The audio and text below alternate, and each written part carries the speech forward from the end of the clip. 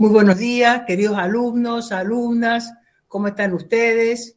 Bueno, como hacemos siempre, habilitamos este espacio de tolerancia informática para ir dando las admisiones a todos sus queridos compañeros y compañeras, teniendo en cuenta que siempre la conectividad a veces nos hace algunas bromas, ¿no? Y entonces uno tiene que insistir varias veces. Por eso es que damos este espacio de tolerancia informática, como lo hemos denominado, y que es un aporte que nos da la pandemia esta del COVID-19. Bueno, ya se está sumando casi todos sus compañeros y compañeras. Mientras se van sumando, les quería comentar que, bueno, con esta bolilla estaríamos dando, que es la bolilla número 14, todos los temas, más los que damos en el seminario, estaría todo el temario del segundo parcial. La clase que viene, las dos clases siguientes, vamos a dictar el seminario permanente, donde van a participar todos los equipos, y al final de la clase le pedí al profe Diego que vamos a dejar un espacio de unos minutos como para coordinar lo que se pueda por vía virtual en esta clase, y lo que no, vamos a completarlo como hacemos siempre, utilizando nuestro grupo de WhatsApp. Son 15 grupos, profe Diego, ¿no? Sí, ahora tenemos 14 grupos en los cuales tenemos prueba de confesional, prueba testimonial y testimonial por videoconferencia, prueba documental, prueba pericial, oficio judicial electrónico, examen judicial, indicios y presunciones, firma digital, ADN, notificación electrónica en el Poder Judicial de la Nación, la ley que implementa, la ley nacional que autoriza la implementación del expediente digital en el Poder Judicial de la Nación, ley 26.685, el expediente electrónico, la mesa única general de entradas y notificación electrónica en la función judicial de La Rioja, subasta judicial electrónica, ley nacional de mediación y conciliación con la reglamentación de la mediación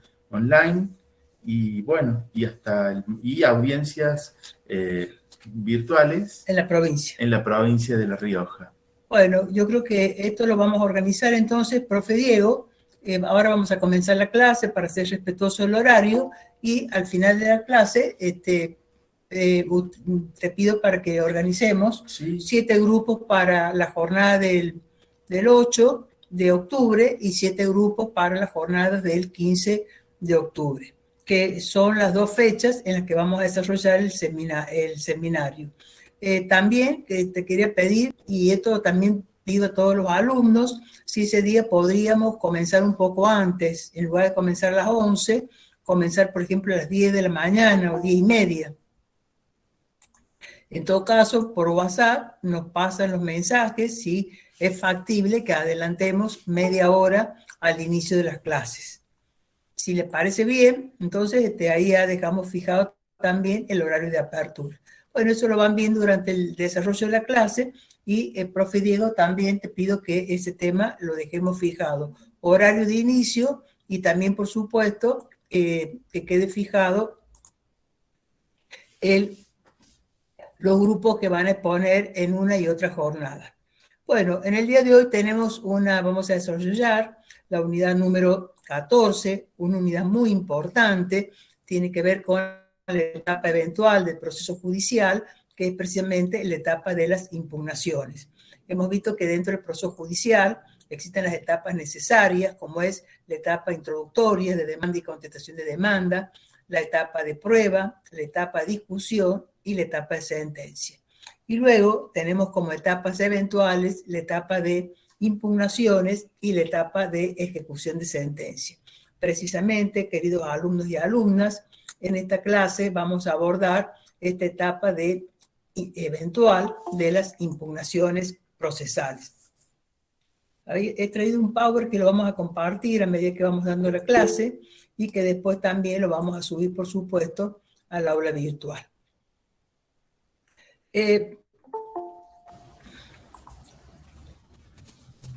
Ahí No, está cargando. no sé si lo están viendo. ¿Me avisan si lo ven? Sí, Se ve, profe. profe. Ah, perfecto. Bueno, entonces vamos a comenzar el desarrollo. Vamos a ver cómo este tema es tan importante que ya se ha elaborado lo que nosotros llamamos una teoría general de las impugnaciones, que vendría a ser como la parte general que se aplica a todos los diferentes medios impugnativos. Vamos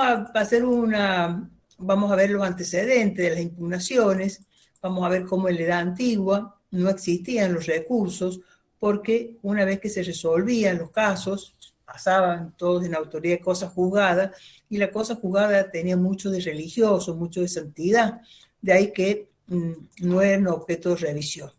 Sin embargo, vamos a ver cómo luego esto va a ir cambiando, va a cambiar incluso también en Roma, donde se van a admitir con carácter de excepción lo que sería revisar, por ejemplo, lo que era cuando había fraude en los juicios, se podía revisarlos, esto era la integrum restitutum, que luego va a servir de antecedente para el recurso o acción de revisión. Cuando se produce la Revolución Francesa, recordemos que se construye institucionalmente el Estado de Derecho y aparecen los tres poderes, ejecutivo, legislativo y judicial. Y cuando tenemos ya, digamos, los jueces, los tribunales, se hace necesario la sanción de los códigos procesales para que ellos puedan saber cómo administrar justicia. Aquí vamos a ver cómo también en materia de impugnaciones va a haber un gran cambio porque se advierte que es necesario habilitar la posibilidad de recurrir los fallos que iban dictando los jueces. Precisamente porque la cosa juzgada, autoridad a la cual pasaban los distintos fallos que se daban, no era infalible, sino que siempre podía ser objeto del resultado de algún error. De ahí entonces que estaba la posibilidad de plantear nuevos recursos. Bueno, aquí en Roma yo les estaba hablando, por ejemplo, de la integrum restitutum, también del recurso de apelación, que aparece allá por el siglo V durante el Imperio Romano. Vamos a llegar en esta evolución rápida que estamos haciendo, porque estamos marcando como si fueran dos planos. En la antigüedad, donde los recursos eran prácticamente inexistentes y cuando se daban para revisar todo lo que había, porque no había que fijar agravios, no había que indicar el perjuicio, sino se revisaba todo lo que había hecho el tribunal inferior. Mientras que como producto de la Revolución Francesa y en particular con el aporte de Liedman, vamos a hacer un cambio copernicano porque todas las impugnaciones van a pasar a fundarse en la necesidad que quien plantee la impugnación tenga agravios. O sea, la parte legitimada para plantear impugnaciones debe ser una parte agraviada, debe sentir un perjuicio y eso precisamente es el interés en función del cual está planteando esta impugnación. De ahí que pasamos a una concepción de carácter individualista, donde para poder recurrir tenemos que fijar agravios. Incluso el tribunal revisor solamente va a revisar lo resuelto por el inferior en la medida de los agravios.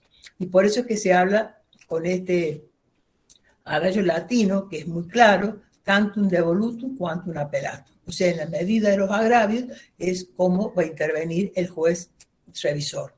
También es importante señalar que los agravios son los que asignan la competencia del juez revisor. Así como cuando el actor entabla la demanda y precisamente los hechos que él plantea en la demanda son los que asignan la competencia del juez, también en materia recursiva los agravios que fija la parte agraviada son los que van a asignar la competencia del tribunal de alzada o tribunal revisor. Vamos a ver qué ocurría en nuestra querida América. Nosotros, teníamos el derecho a las Indias, donde obviamente los fallos que dictaban los gobernadores eran apelados ante las reales audiencias, y contra esos fallos, bueno, cabía un recurso de súplica para que los mismos lo puedan enmendar o modificar. Se conocía como de las 1500, eran lo que se los conocía con el nombre de las 1500 porque eran los requisitos, eran muchos los requisitos para poder, digamos, generar apelaciones.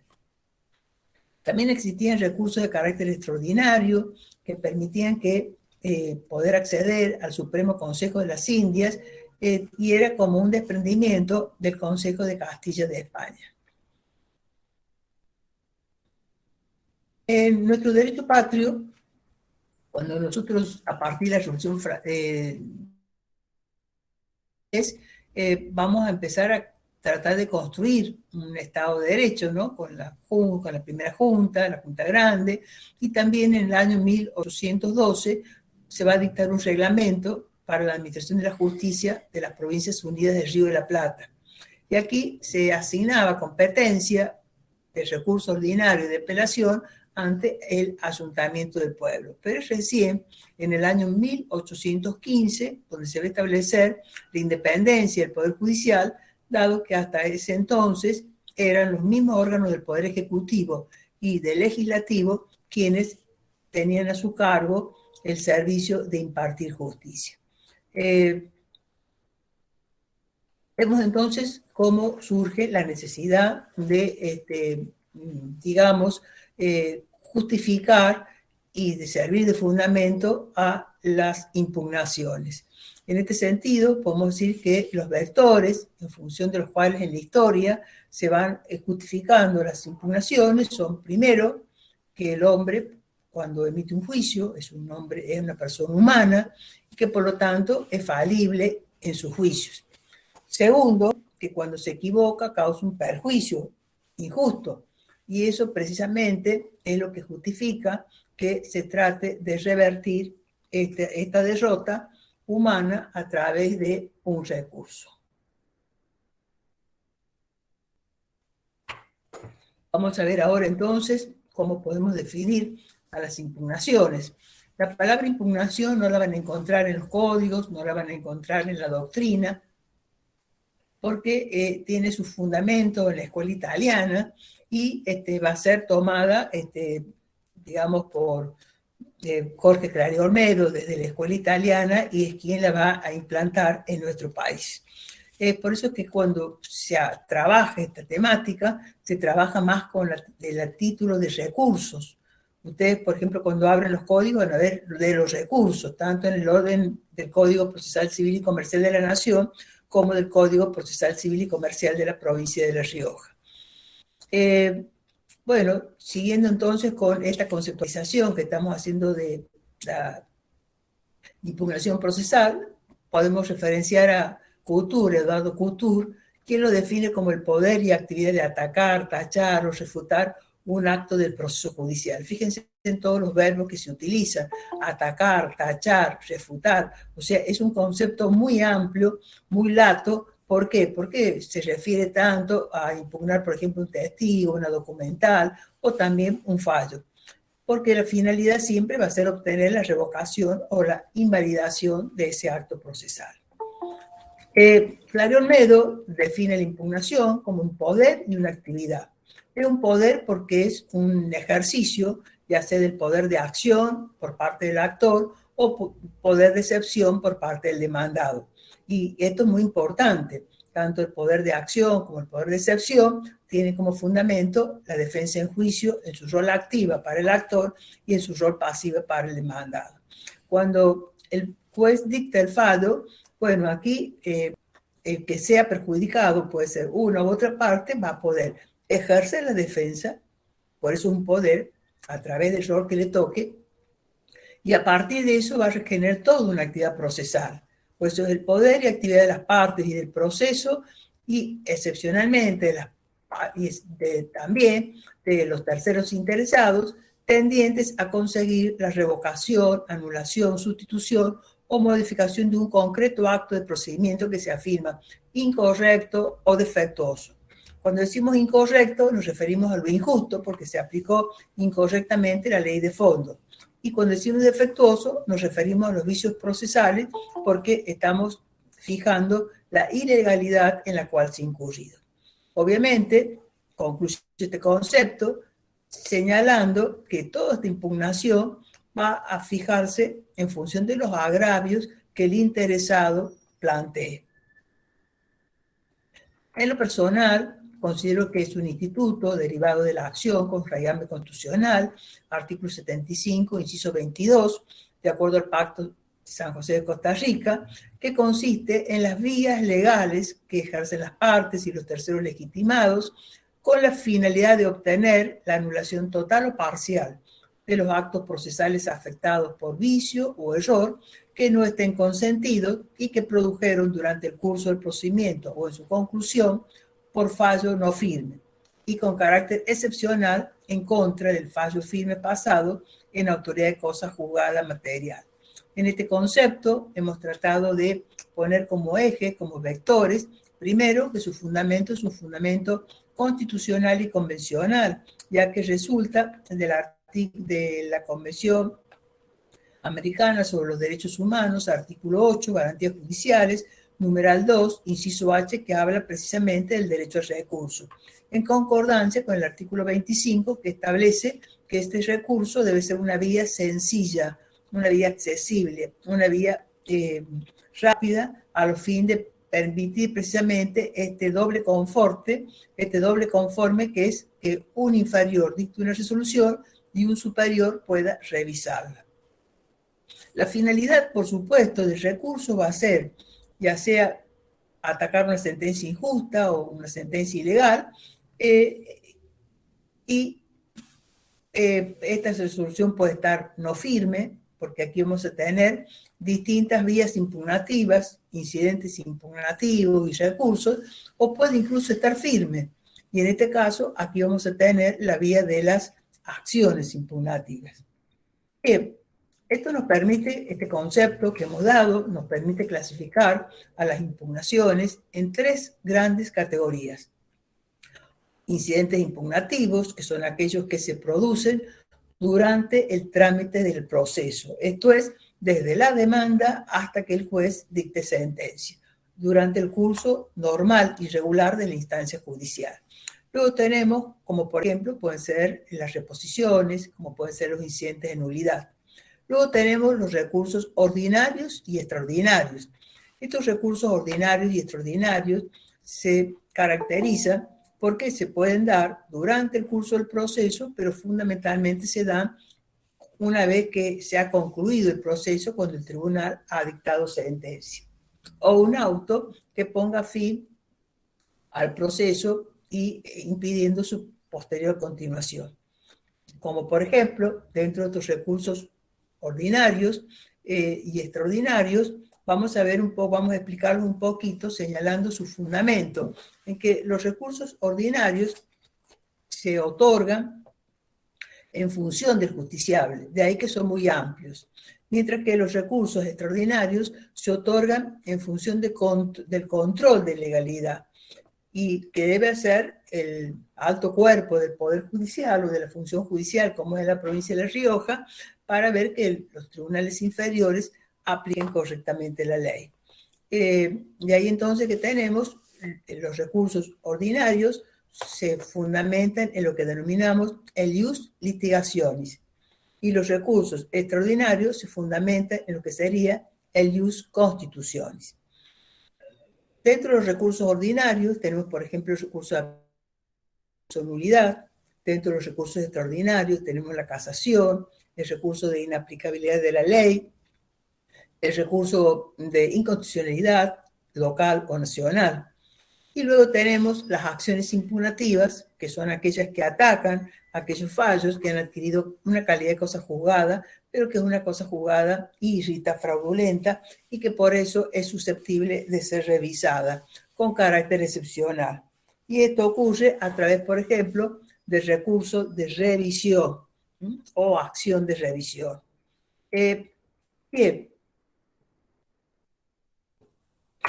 Esta teoría general de las impugnaciones tienen sus presupuestos que los justifican. Así como vimos los presupuestos procesales, ¿se recuerdan?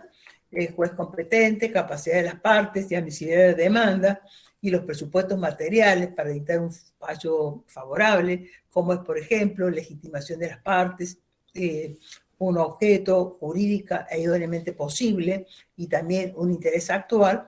Bueno, ahora vamos a ver cómo también en materia de impugnaciones tenemos los presupuestos.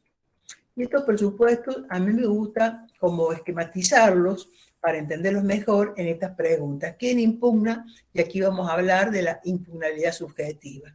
¿Qué se impugna? Y aquí vamos a hablar de lo que sería la impugnabilidad objetiva, o sea, sobre qué recae una impugnación. ¿Cómo se impugna? Y aquí vamos a hablar del acto mismo de la impugnación y también, por supuesto, del trámite respectivo. Por último, vamos a ver cuáles son los efectos que producen las impugnaciones y ya que interponer un recurso de una impugnación produce efectos jurídicos. Y por último, vamos a ver cómo se clasifican las impugnaciones. ¿Quién, qué, cómo, qué efectos produce y cuál es su clasificación? Son los, digamos, los vectores que vamos a ir respondiendo. En primer lugar, ¿quién impugna? ¿Qué les parece quién va a impugnar? Siempre van a ser las partes. Las partes en sentido amplio, en sentido lato, entendiendo la parte actora, la parte mandada. También puede ser el Ministerio Público, ya sea de la Defensa o el Ministerio Fiscal. También pueden ser los terceros interesados, los terceristas. Siempre en un sentido amplio y lato. Podría ser también el defensor del pueblo en el orden nacional, ya que el defensor del pueblo en el orden nacional tiene legitimación para poder actuar. Siempre quien impugna es el ejercicio de la defensa. Bien, ¿cuál es la finalidad de esta impugnación? ¿Sí?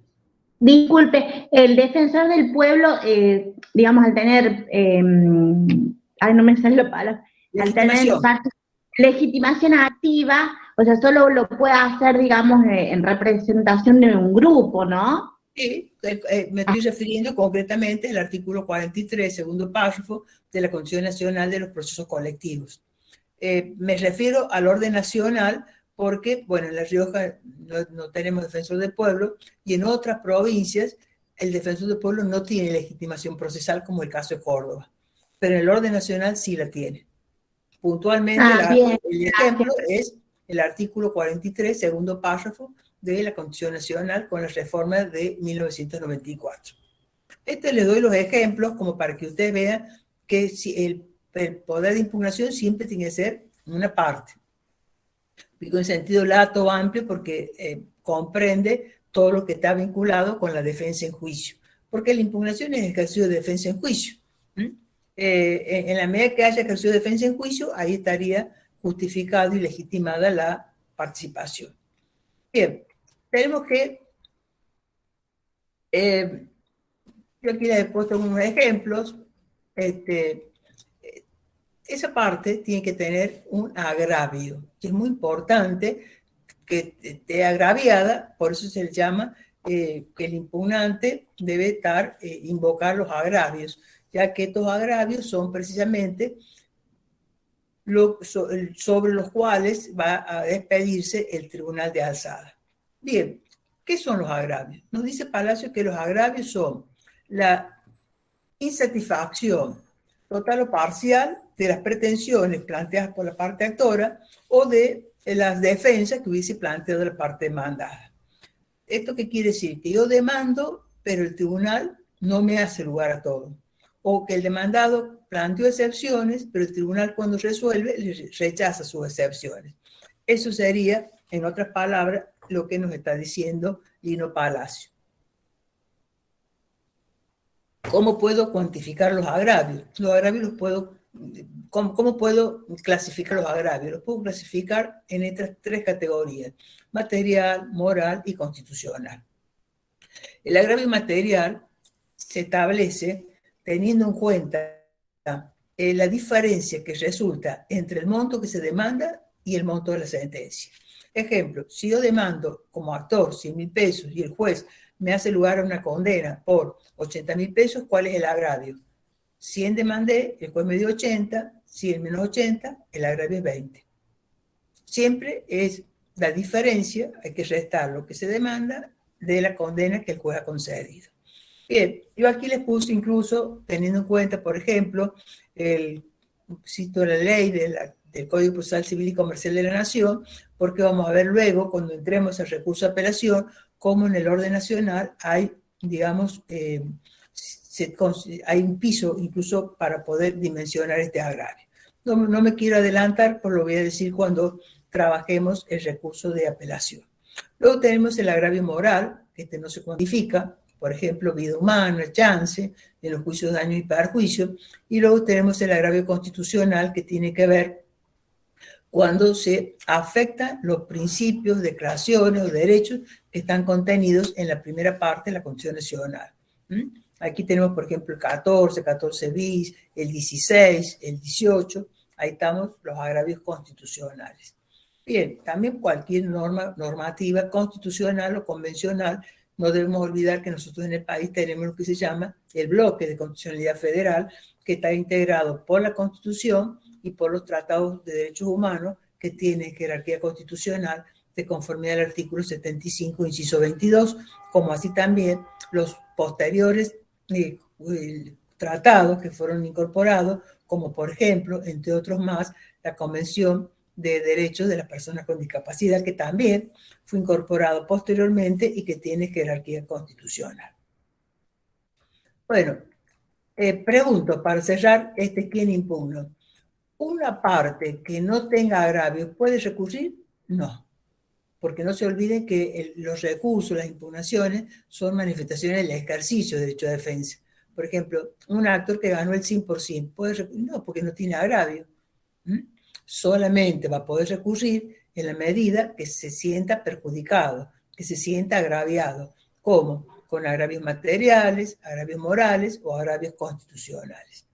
Vamos a ver el segundo interrogante, el objeto de la impugnación. ¿Sobre qué recae? O sea, siempre recae sobre las resoluciones judiciales, como son, por ejemplo, los decretos, como son, que se llaman, los decretos se los llama también autos, providencias, puede ser también sobre las resoluciones fundadas, como son los autos interlocutorios, sentencias homologatorias o sentencias judiciales. En otras palabras, son los actos procesales que emite el juez, en forma no fundada o forma fundada. Bien, también puede recaer sobre los demás actos del proceso, como puede ser actos de las partes, actos del oficial de justicia. Por ejemplo, el oficial de justicia trabó un embargo un día domingo, cuando no tenía habilitación de día y hora, y ustedes saben que el oficial de justicia debe hacer los embargos en día y hora hábil. Y si es fuera de ese día y hora hábil, debe contar con la habilitación expresa de día y hora en el propio oficio que está diligenciando. Bien, o sea, y cómo el objeto siempre vemos que son los actos procesales. ¿Y qué vamos a ver en los actos procesales? Vamos a ver si está el qué, o sea, si está mal resuelto, o el cómo, esto es, si en el procedimiento no se cumplieron los requisitos procesales o se omitieron de cumplir. En el qué siempre tenemos errores que hacen a la justicia del fallo, y por eso hablamos de los vicios injudicando. Hice un juicio de cumplimiento de contrato y bueno, ¿y qué me fallaron? Me fallaron como un desalojo. Bueno, ahí hay un error de aplicación de la ley, es un vicio injudicando. Luego tenemos los llamados vicios improcedendo, que tienen que ver con ¿qué? Con el procedimiento. Fíjense, al meditar una sentencia, y se olvidaron que la sentencia en su estructura tiene tres partes. Tiene los vistos, los considerando y resuelvo. Y solamente me pusieron los vistos y resuelvo, y no me pusieron considerando. Obviamente esa sentencia es nula. ¿Por qué? Porque adolece de falta de fundamentación. También aquí en Córdoba se ha acuñado un tercer vicio, que es los vicios incogitando, que es cuando en el fallo se vulneran los principios de la lógica, esto es, el principio de identidad, el principio de tercero excluido o el principio de contradicción o de razón suficiente. Un ejemplo, por ejemplo, en el fallo, en una parte de la sentencia, el tribunal me dice que el testigo vio que el demandado era el responsable del accidente, que manejaba el auto y que era el responsable del accidente. Y en otra parte del fundamento del fallo me dice que el testigo vio que el demandado no manejaba y que por lo tanto no era responsable del accidente. O sea, ¿qué hay aquí? un razonamiento contradictorio, porque no le puede hacer decir al mismo testigo, es decir, al mismo testimonio, que es que el demandado conducía el auto y que el demandado no conducía el auto. Aquí hay una autocontradicción muy grave. Y esto, por supuesto, afecta la validez de esta sentencia. El tercer interrogante que vamos a trabajar es el interrogante de cómo es el acto impugnativo. Y aquí es muy importante destacar que dentro del acto impugnativo tenemos que ver dos partes. Uno, tenemos que ver el acto de recurrir, o sea, la interposición del recurso. Y en esta interposición del recurso vamos a tener que tener en cuenta las formalidades, esto es, si es una interposición fundada del recurso o si no lo es. Y también el plazo que todo está legislado en los respectivos códigos procesales. Pero una vez que hemos interpuesto, o sea, que hemos presentado el recurso, aquí pasa algo. Siempre los clientes, por ejemplo, dicen, ya hemos interpuesto, ¿y qué resolvió el juez? Y el juez no va a dictar sentencia apenas se interponga el recurso, sino que se abre lo que llamamos la instancia del agraviado, donde hay que transitar, igual que si fuera las etapas necesarias del proceso. Fijar los agravios en función de que precisamente de los agravios que plantea una parte y que controvierte o no la otra parte. Ver si hay prueba y por último si hay alegato y luego tenemos recién el fallo del tribunal revisor. O sea que tenemos que este es el trámite que debe recurrir, que debe transitarse para poder resolver una impugnación procesal. El cuarto de los interrogantes que vimos es ¿cuáles son los efectos? Y aquí tenemos que los efectos son los siguientes. Efecto devolutivo. ¿Qué significa? Que el tribunal revisor no va a ser el mismo tribunal que dictó la resolución recurrida, sino que va a ser un tribunal superior. Por ejemplo, en la ciudad de La Rioja, la Cámara dictó un fallo y luego, a través de un recurso de casación, el Tribunal Superior de Justicia resuelve esa casación. Aquí tenemos un efecto devolutivo. ¿Por qué? Porque el recurso no es resuelto por el mismo tribunal que dictó la resolución en crisis, sino por uno de jerarquía superior. Un efecto no devolutivo es cuando es el mismo tribunal que dio motivo al fallo en crisis o al decreto en crisis que lo resuelve, como sería, por ejemplo, en una reposición, donde por tramitarse durante el desarrollo del proceso, bueno, se plantea ante el mismo juez y el mismo juez es quien lo tramite y resuelve. Efecto suspensivo. ¿Qué significa efecto suspensivo? Significa que mientras el recurso está en trámite, no se debe suspender la ejecución de lo que ordena esa resolución en crisis. Bueno, esta es la regla. Cuando se interpone un recurso, siempre hay un efecto suspensivo como regla. ¿Cuál es la excepción? Es lo no suspensivo. Por ejemplo, en un cobro de alimentos. Bueno, obviamente, aquí no podemos,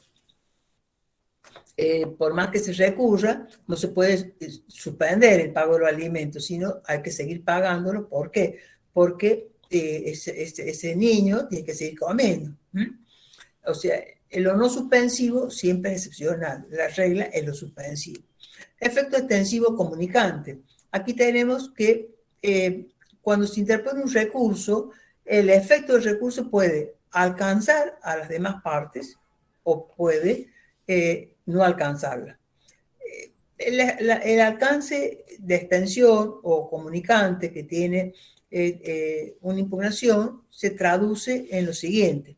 Por ejemplo, el actor interpone el recurso, el demandado no recurrió, pero cuando está en la alzada, advierte el demandado que podría haber recurrido. Y entonces, ¿qué hace? Se adhiere. Es como ocurre en la primera instancia, que el actor entabla la demanda, el demandado contesta la demanda y reconviene. Lo mismo puede pasar en materia impugnativa. Una parte recurre y la otra, después de contestar los agravios o no, y también puede adherirse, que vendría a ser como si fuera una reconvención de la primera instancia.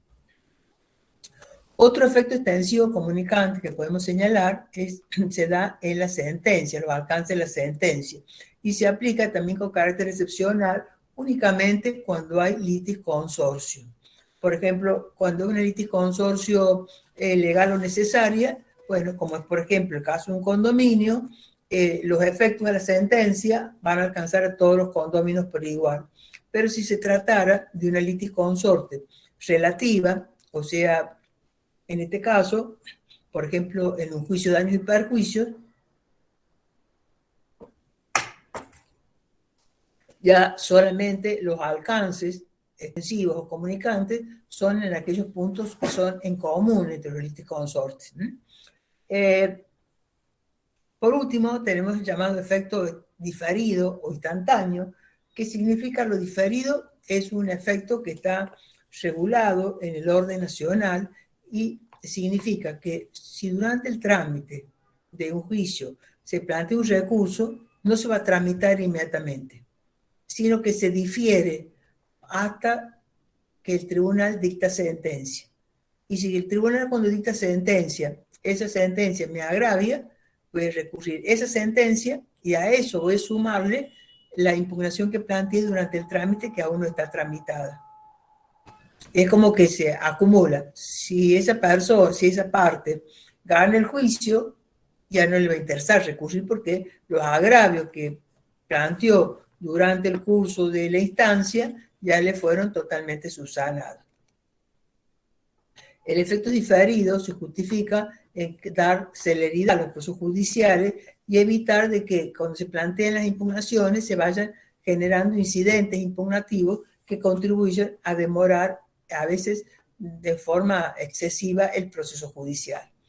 Por el contrario, el otro efecto se llama efecto instantáneo, que significa que planteado el recurso, ahí no solamente se interpone el recurso, sino también se tramita en el acto.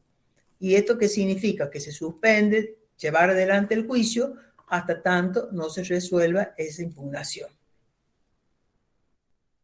Bueno, aquí hay una frase muy linda de Morello, donde nos muestra cómo en materia recursiva hay un realismo y cambio de mentalidad que en definitiva, en torno al proceso justo, van tutelando cada vez más la óptica del condenado a los fines de la justicia.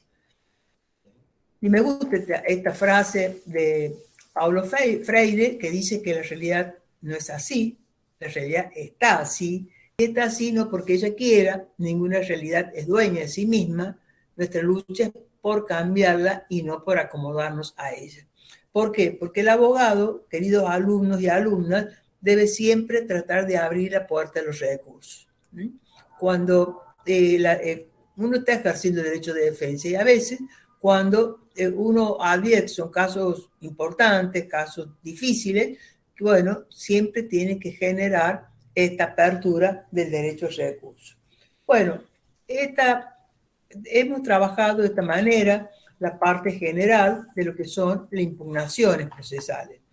No sé si les tiene alguna duda, si tiene alguna pregunta.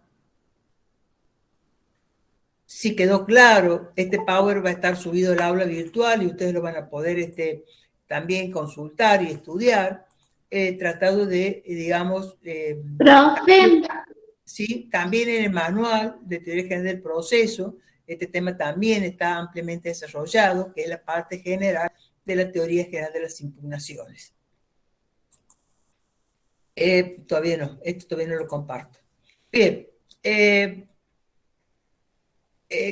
para cerrar este tema, ¿no? Fíjense en ustedes, yo les quería compartir a ustedes, ¿no?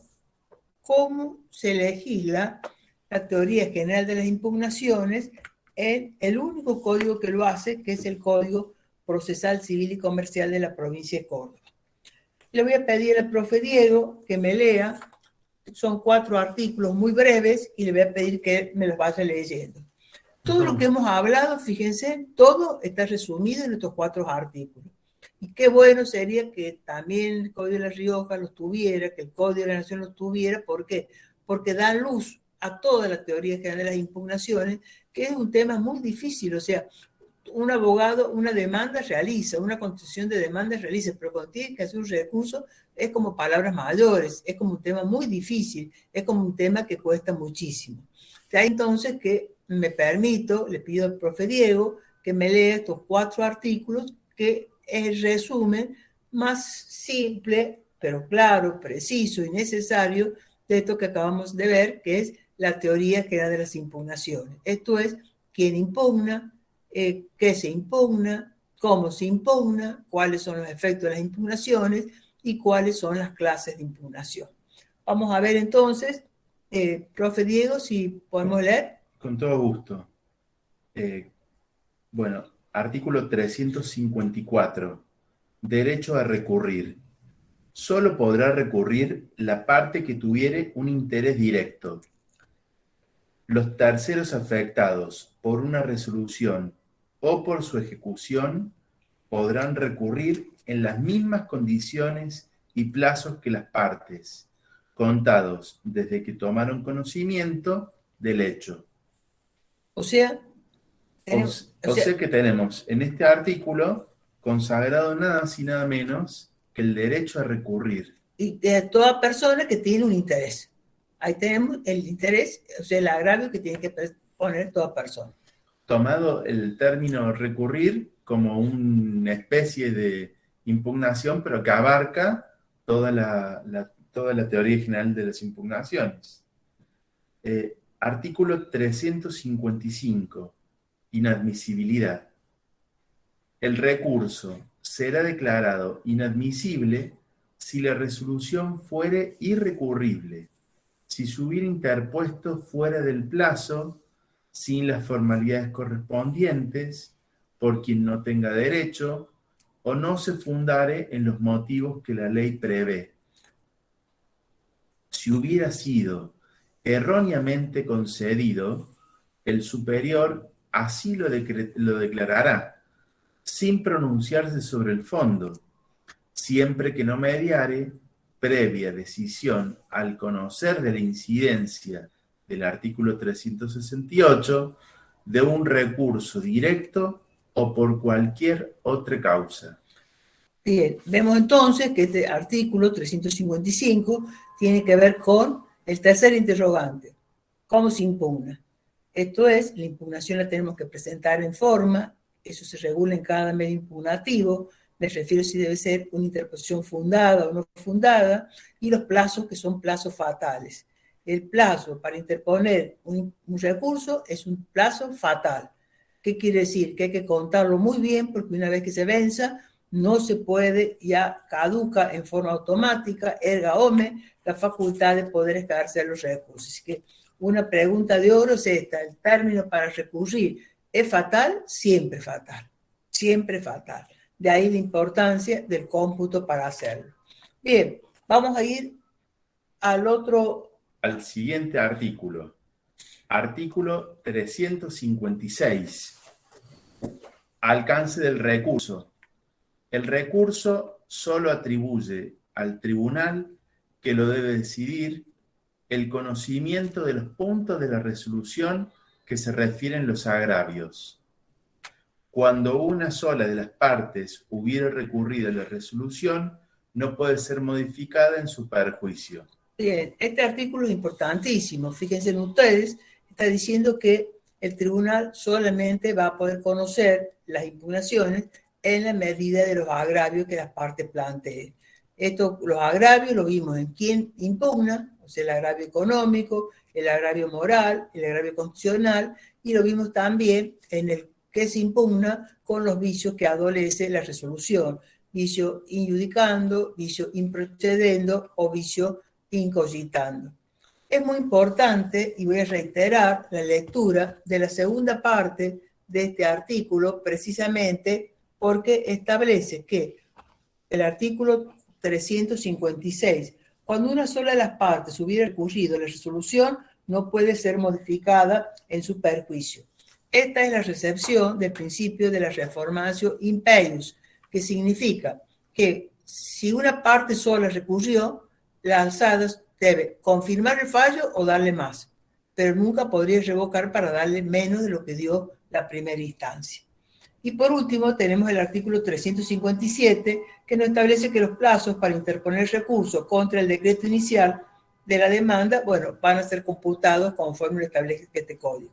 Fíjense, reitero, 354, 355, 356 del Código Procesal Civil y Comercial de la provincia de Córdoba, Ley 8465.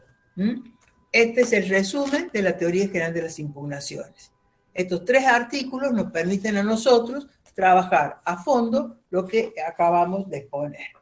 Bien, con esto vamos entonces a ver ahora cómo se clasifican las impugnaciones. Y ahí le voy a pedir al profe Diego que compartamos un mapa conceptual que está también subido al aula virtual, donde establecemos una clasificación de la teoría general de las impugnaciones, tanto del Código Procesal Civil y Comercial de La Rioja como del Código Procesal Civil y Comercial de la Nación. Bueno, aquí hemos señalado que no hay parte general en ninguno de los dos, y luego dentro de la parte especial hemos trabajado los distintos incidentes impugnativos, estableciendo que son la reposición y la nulidad, citando los respectivos artículos. Luego los recursos, hemos trabajado los recursos ordinarios y hemos establecido las distintas clases de recursos ordinarios y extraordinarios, la apelación subsidiaria, la nulidad y la consulta. Luego también hemos consignado los recursos extraordinarios, la casación, la inaplicabilidad de la ley, la inconstitucionalidad local, la inconstitucionalidad federal. Por último, hemos consignado las acciones impugnativas, que es la acción de revisión, que está legislada, y la acción autónoma de nulidad, que es una recepción jurisprudencial a través de los fallos pretorianos de la Corte Suprema de Justicia de la Nación. Como recursos auxiliares, esto es como otras articulaciones, hemos consignado el recurso directo de queja, que solamente está regulado en el orden nacional y no está regulado en la provincia. Y por último, hemos consignado como articulaciones mal llamadas recursos a la aclaratoria, que está regulada en el Código Procesal Civil y Comercial de la provincia, no como una articulación mal llamada recurso, sino como un recurso. Y sí lo está con el alcance que nosotros damos de articulación mal llamada recurso en el Código Procesal Civil y Comercial de la Nación. Bueno, queridos alumnos, con este mapa conceptual, entonces trabajamos los incidentes, los recursos, entre paréntesis, consignamos ordinario y extraordinario, las acciones impugnativas, los recursos auxiliares y las articulaciones mal llamadas recursos. Es decir, 5 categorías: incidentes, recursos, acciones impugnativas, recursos auxiliares y articulaciones mal llamadas recursos. Bien, ahora lo que vamos a hacer es ir desarrollando cada una de estas vías impugnativas en particular. En la clase de hoy vamos a ver la reposición y vamos a ver la apelación y vamos a ver también la aclaratoria. Bien, vamos a comenzar entonces con el recurso de reposición. De todos les he hecho un escrito, así también ustedes pueden tenerlo para poder ver cómo se hace. Vamos a dejar de compartir por un momento y vamos a trabajar el recurso de reposición. Palacio nos dice que el recurso de reposición es remedio tendiente a que en la misma instancia donde una resolución fue emitida se subsane por contrario imperio los agravios que aquella pudo haber inferido. Este es un concepto muy bueno, precisamente porque nos está señalando que el mismo tribunal acuo ante quien intervino para dictar la resolución que nos agravia es el que en definitiva va a tramitar y resolver el recurso de reposición. Bien, vamos a ver cómo este recurso de reposición, si nosotros aplicamos los presupuestos que hemos trabajado, vamos a ver quién puede impugnarlo. Y vamos a ver que siempre van a ser las partes en sentido lato, en sentido amplio. Vamos a ver que los fundamentos son los principios de economía y celeridad procesal, pues resulta mucho más simplificado que el tribunal que intervino sea el que en definitiva lo revise dentro del propio expediente. tenemos que, para poder entender bien el recurso de reposición, vamos a dar lectura al artículo 253 del Código Procesal Civil y Comercial de la provincia de La Rioja. Le pido al profesor Diego que me haga una lectura de este artículo. Artículo 253. Procedencia. Procede el recurso de reposición contra los decretos o autos dictados sin sustanciación para que el tribunal los modifique o revoque por contrario imperio. Bien, aquí vamos a explicar este artículo para que quede claro. Tenemos que, ¿quién va a plantear? Hemos dicho que las partes en sentido amplio. Segundo, ¿sobre qué recae la reposición? Siempre recae sobre decretos, resoluciones no fundadas. También a veces se habla de providencia, también a veces se habla de autos. Siempre son ejemplos, por ejemplo, una parte pide copia y el tribunal le decreta. La Rioja, 20 de septiembre de 2021, expídese la copia solicitada, firma la secretaria. Eso es un decreto, una resolución no fundada. El primer decreto con que se decreta la demanda es siempre decreto. Bien, sobre esos decretos se pueden plantear las reposiciones. Y aquí, estos decretos tienen una particularidad, que deben ser resoluciones no sustanciadas, dictadas sin sustanciación. ¿Qué significa? Significa que el tribunal las dictó sin escuchar a la otra parte. Por eso se llama resoluciones dictadas sin sustanciación. Por lo tanto, el tribunal va a poder modificarlas o revocarlas total o parcialmente en la medida que el recurrente así lo solicite. Bien, si nosotros también coordinamos los recursos de reposición con el orden nacional, tenemos que son resoluciones dictadas sin sustanciación, traigan o no gravamen irreparable. Y aquí Palacio nos dice que es importante destacar cómo en el orden nacional el artículo 238 diciendo que la reposición va a proceder contra decretos dictados sin sustanciación, traigan o no gravamen irreparable. Pareciera como que no hace falta el requisito del agravio. Bueno, es una redacción incorrecta del Código Procesal Civil y Comercial de la Nación, y la doctrina y la jurisprudencia han entendido que sí debe haber un interés en el planteo de la reposición. Por último, también el Código nos dice que el tribunal puede revocar por contrario imperio. ¿Qué significa esto? Que el tribunal, en la medida que no esté notificado el decreto, ya advierte que cometió un error al decretarlo, puede modificarlo por contrario imperio, dejarlo sin efecto. Ahora, si está notificado, obviamente ya eso no va a poder hacerlo porque la parte va a tener que plantear el respectivo recurso. Bueno, ¿cómo se interpone el recurso de reposición? ¿Cómo es el acto? Siempre tiene que ser, cuando es durante el proceso, tiene que ser por el escrito fundado, y el plazo es 3 días hábiles desde que ha sido notificado, más las 2 horas de plazo de gracia del día hábil subsiguiente. Bien, tenemos que interponer el recurso, se va a correr traslado a la otra parte, y se lo va a escuchar, y el tribunal debe, obviamente, resolver dentro del plazo que el artículo 254 establece. Bien, tenemos, y esto es muy importante, esto sería una reposición que planteamos durante el proceso en trámite, pero también en la audiencia de vista causa, de conformidad al artículo 255, o en cualquier otra audiencia que se diera en el proceso, se pueden plantear reposiciones. Estas reposiciones se hacen durante el curso del proceso, de la audiencia, se le concede la palabra a la parte agraviada, in voce debe plantear la reposición, ahí se le da un traslado a la otra parte que contesta, y en la misma audiencia el tribunal resuelve. O sea, este plazo de los 3 días es solamente cuando la reposición se plantea fuera de la audiencia. Bien, ¿qué particularidades tiene también el recurso de reposición en el orden de la provincia de La Rioja?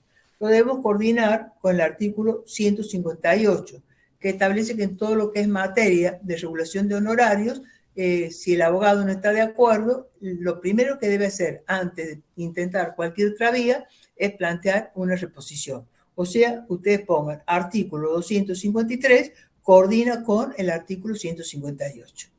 ¿Qué otra particularidad tiene la reposición en La Rioja? Coordina con el artículo 260. ¿Por qué? Porque cuando se interpone una casación y no se concede la casación, bueno, contra esa no concesión de casación hay que plantear un recurso de reposición. Esto lo establece el artículo 260. Tenemos entonces el artículo respectivo, el 253, con estas concordancias tan importantes que acabo de señalar, 158 y 260. Bien, vamos a ver ahora en el orden nacional qué particularidad tiene la reposición, que es igual que la provincia de La Rioja. Bueno, en el orden nacional nosotros tenemos que con el recurso de reposición se puede plantear lo que se llama la apelación en subsidio, que está prevista en el artículo 248. ¿Qué significa esto? Significa que se interpone el recurso y juntamente con el recurso, por el principio de eventualidad, el subsidio se plantea la apelación en subsidio. De manera tal que si se rechaza la reposición, se abre inmediatamente y entra a tratarse el recurso de apelación. Bien, después también le voy a pedir al profe Diego que en la última parte de la clase les comparta un escrito que traje que va a estar en la aula virtual referido a cómo hacemos una interposición de reposición. Vamos a ver ahora el otro recurso, que es un recurso muy importante, que es el recurso de apelación.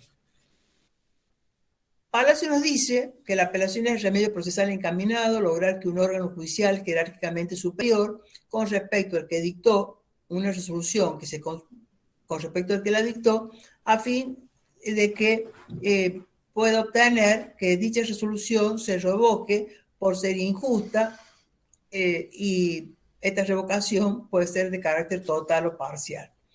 A mí me gusta un concepto que da Chiovenda, ¿no? Que es lindísimo, que dice que el recurso de apelación es que la parte debe hacer todos los actos necesarios para que de la primera instancia pase el expediente a la segunda instancia. Me encanta ese concepto porque es muy gráfico y nos muestra cómo en el recurso de apelación tenemos lo que la Corte Interamericana del Pacto de San José de Costa Rica establece que es el doble conforme. Esto es un juez acuo o juez inferior o juez de primera instancia y un juez aquén o juez de alzada o juez de una instancia revisora o cámara de apelaciones.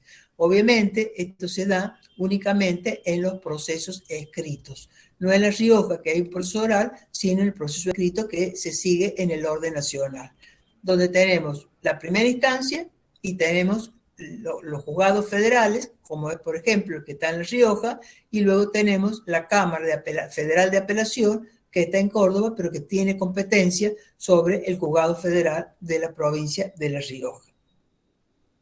Bien, tenemos entonces que aquí, cuando hablamos de la reposición, de la apelación, no vamos a hacer referencia al Código Procesal Civil y Comercial de la Nación, sino solamente vamos a hacer referencia a el Código de la Nación, precisamente porque sigue el proceso escrito. Bueno, tenemos que, ¿sobre qué recae el recurso de apelación? Aquí tenemos, de conformidad al artículo 142, sobre las sentencias definitivas, las sentencias interlocutorias, la providencia simple que por la sentencia definitiva. Y aquí viene algo que es muy importante, que yo dije, vamos a ver enseguida cuando trabajemos la apelación. Para cualquier sentencia que me causa agravio, ¿se puede apelar? No. ¿Por qué? Porque en el orden nacional se ha puesto lo que se llama un piso para poder apelar. De conformidad a la acordada 41/2019, el piso que está reglamentando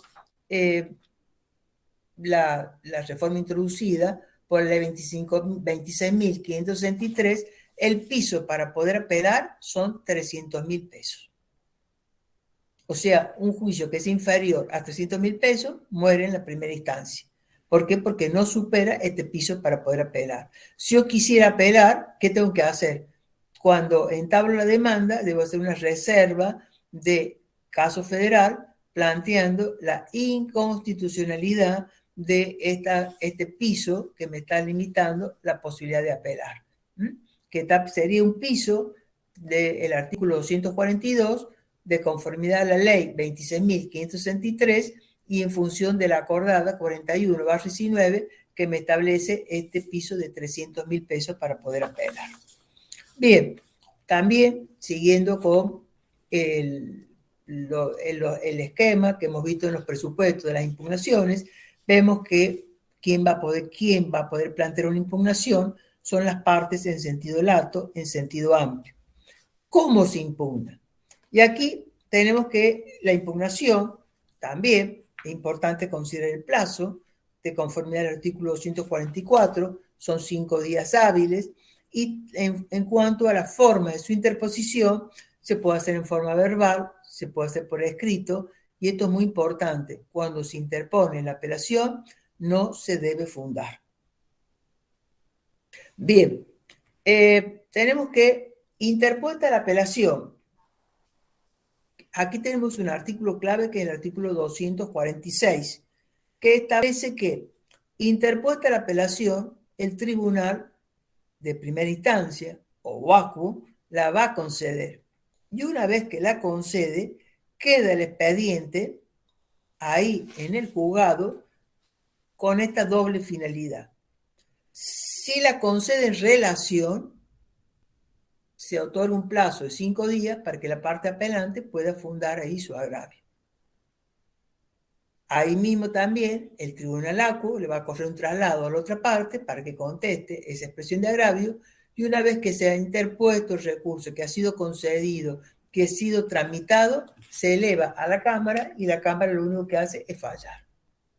Si, por el contrario, de confirmar el artículo 246, cuando el tribunal hubiese concedido la apelación en forma libre, no en relación, sino en forma libre, ¿esto qué significa? Que el apelante no va a tener que expresar agravio ante el ACU, sino que el ACU va a elevar el expediente a Cámara de Apelación. Es la Cámara Federal de Apelaciones quien le va a correr un traslado al apelante para que ante Cámara fundamente su apelación. Y ese escrito, a través del cual fundamenta su apelación, se denomina expresión de agravio. Hay un artículo que es un artículo muy, pero muy importante que nos dice en qué consiste o cuál es el contenido que debe tener una expresión de agravio. Es el artículo 265, un artículo clave, fundamental del Código Procesal Civil y Comercial de la Nación. Dice este artículo: el escrito de expresión de agravio deberá contener la crítica concreta y razonada de las partes del fallo que el apelante considere equivocada. No bastará remitirse a presentaciones anteriores. De dicho escrito se dará traslado por 10 días o 5 días al apelado según se trate del juicio ordinario o sumario. Miren qué importante que establecer el contenido de la expresión de agravio. Debe efectuarse una crítica concreta y razonada de la parte del fallo que el apelante considere equivocada. ¿Esto qué quiere decir? No hay que copiar jurisprudencia, no hay que copiar doctrina, sino hay que demostrar que el tribunal ACU se equivocó. Por ejemplo, que dejó de valorar una prueba esencial, por ejemplo, que la valoró en forma contradictoria. O sea, uno tiene que demostrar el error para lograr que el tribunal de alzada pueda revisar total o parcialmente ese fallo. Tenemos que también, es importante señalar entonces que una vez que la Cámara le corre traslado al apelante por término de 10 días hábiles, más las 2 horas hábiles de gracia, el apelante puede tomar estas actitudes. Puede presentar su expresión de agravio, y esto significa que mantiene su apelación y va a seguir tramitándose. Puede no presentarla, y en este caso, ¿qué va a hacer la parte contraria? Le va a pedir la deserción del recurso. El recurso concluye y queda firme la sentencia recurrida de crisis que fue dictada por el juez de primera instancia. Bien, tenemos que el apelante expresa agravios y el tribunal decreta un traslado a la otra parte, también por el plazo de 10 días, para que conteste esos agravios. En esta contestación de agravios, el apelante, la parte apelada, va a poder incluso, si fuera el caso, también plantear, como veíamos en los efectos extensivos comunicantes de los recursos, una adhesión. Una vez que tenemos ya la expresión de agravios y su contestación, el tribunal puede abrir a prueba con carácter muy restrictivo, sobre todo solamente para poder producir aquella prueba que no haya sido producida en la primera instancia por razones de que no haya mediado la negligencia de las partes. También tenemos que, esto está regulado en el artículo 260, que establece prácticamente una limitación probatoria muy grande, ya que la amplitud probatoria es en la primera instancia, pero en la segunda instancia hay una bastante limitación probatoria. Si las partes ofrecen prueba, la misma se diligencia, se producen los alegatos y luego el tribunal falla. El tribunal de la Cámara Federal de Córdoba falla. Si no producen prueba, después de los alegatos, después de la presentación de la expresión de agravios y su contestación, la Cámara Federal falla.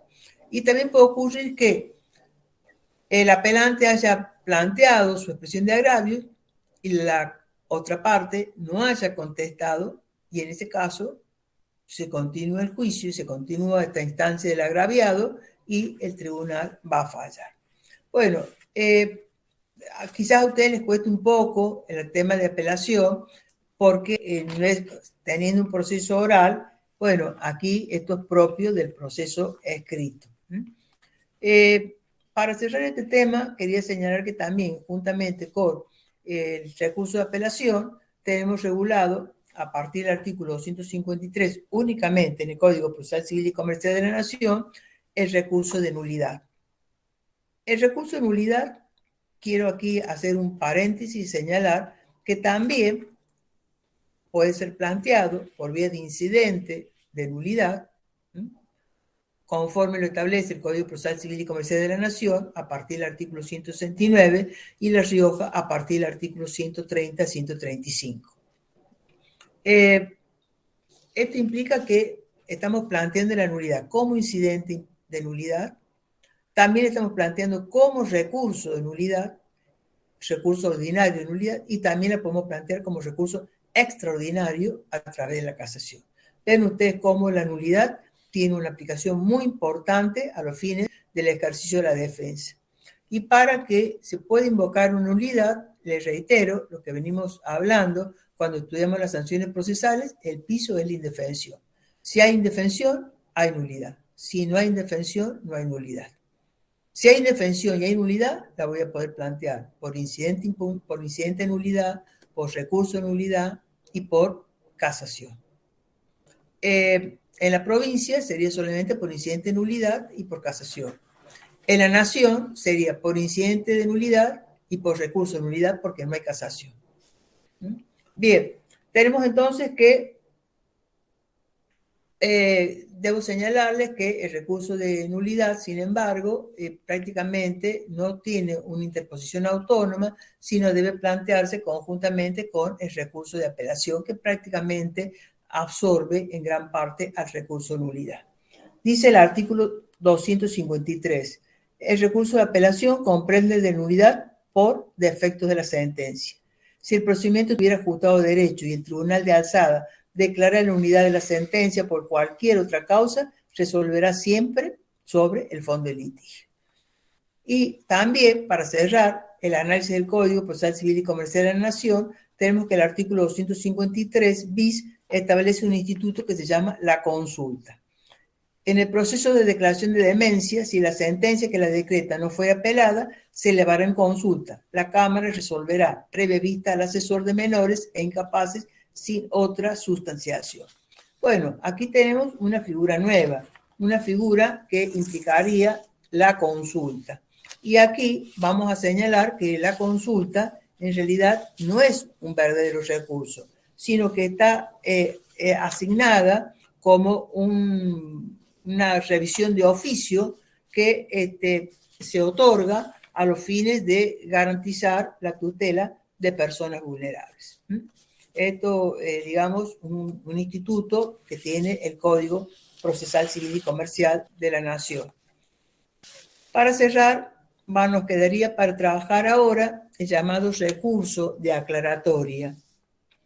Este es un remedio concedido para que el mismo órgano judicial que dictó la resolución subsane las deficiencias de orden material o conceptual que lo afectan, o bien integre de conformidad con las cuestiones oportunamente introducidas al proceso, o suple las omisiones de que adolece el procedimiento. ¿Esto qué significa?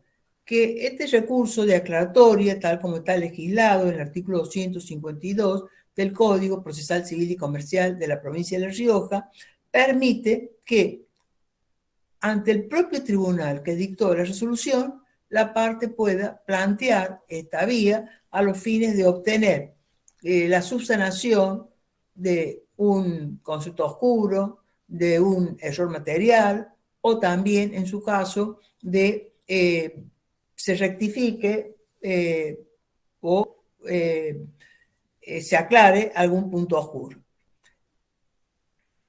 Dice el artículo 252, el recurso deberá interponerse dentro del plazo de los 3 días y será resuelto sin más trámite, en un plazo igual.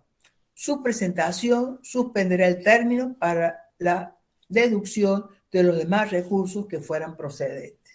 ¿Qué significa entonces? Que este recurso lo debemos plantear ante el mismo tribunal en el plazo de 3 días, más las 2 horas de gracia, y va a dar lugar a que cuando el tribunal lo resuelve, va a dictar un auto interlocutorio. Entonces vamos a tener una sentencia en crisis que ha sido objeto de la aclaratoria y vamos a tener un auto interlocutorio que aclara lo que ha sido objeto de aclaratoria.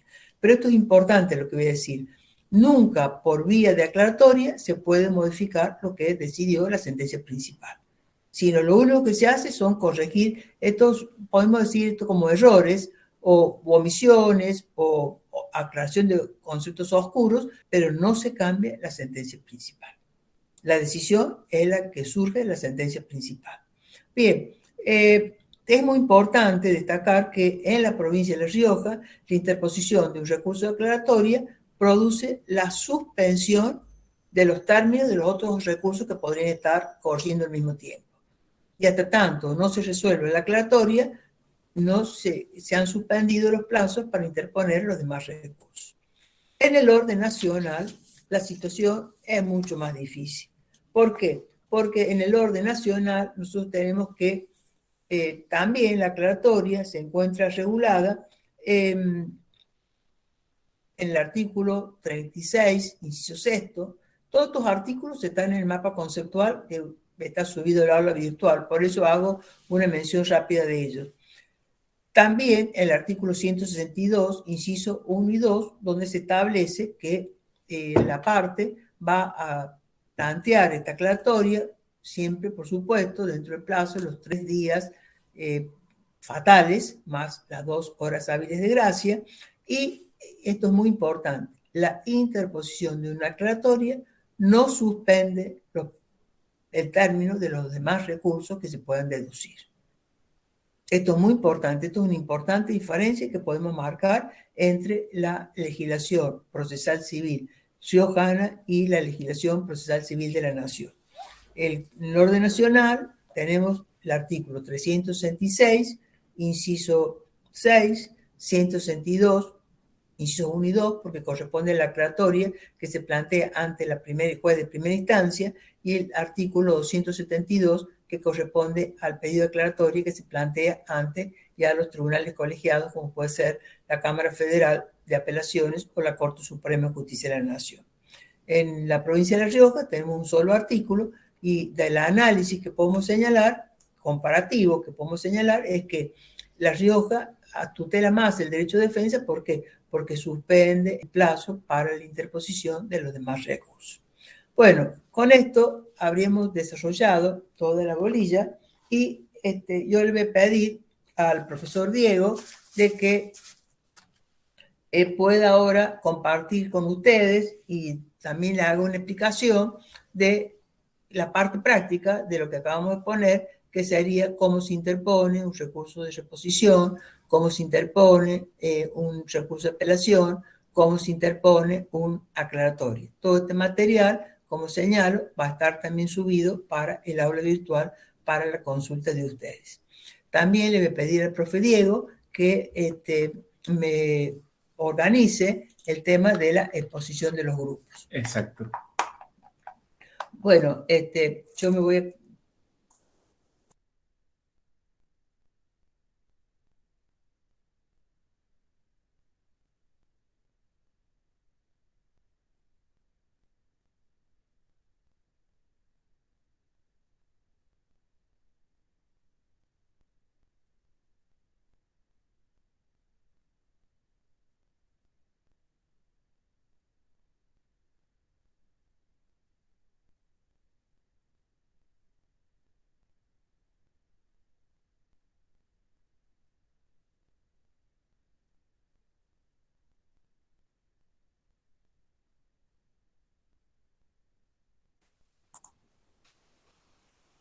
Bien, ahí estábamos ajustando el módem para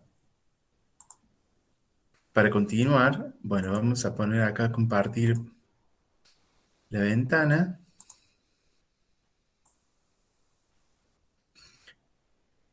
Voy a compartirlo desde otro lado, acá.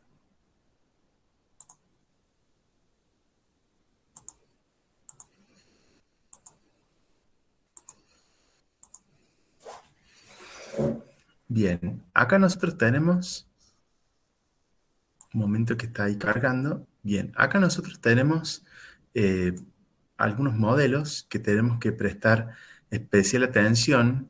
Estos modelos se encuentran en el aula virtual y bueno, son modelos que van a ver que en el margen superior les indica incluso también cuáles son los artículos de los cuales, en los cuales se enmarca este modelo este modelo práctico. Cuando nosotros trabajamos acá el recurso de reposición, siempre es importante comenzar con algo que es, parece, digamos, obvio, pero uno puede, digamos, llegar a olvidarlo, que es poner, digamos, el título en mayúsculas, lo pueden poner también en negrita si quieren, nosotros lo ponemos acá centrado para que justamente se vea bien exactamente de qué se trata el escrito que estamos presentando. A quien está dirigido, al juez federal, dado que este escrito de interposición de recurso de reposición y apelación en subsidio está enmarcado en el Código Procesal Civil y Comercial de la Nación. ¿Qué tenemos en la primera parte? Bueno, tenemos justamente el nombre y el apellido de quien, por derecho propio, con la debida participación en los autos, Díaz Carlos contra Juan Moreno, el expediente número tanto, ratificando el domicilio especial a los efectos legales en tal domicilio y constituyendo el domicilio electrónico en el quit. ¿Por qué esta particularidad?